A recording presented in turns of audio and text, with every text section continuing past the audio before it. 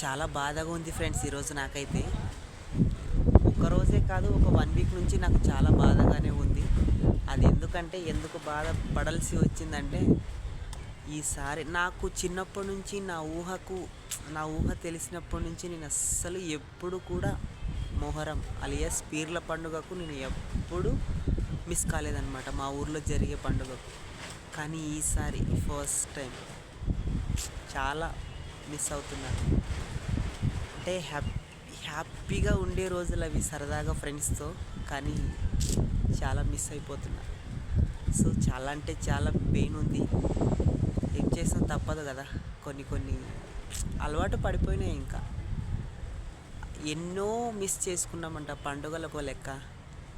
ఆ దేవుడు నుదిటి మీద ఏ రాత రాసి ఉంటే ఆ రాతే జరుగుతుందని నేను నమ్ముతున్నా. So pain. బాయ్.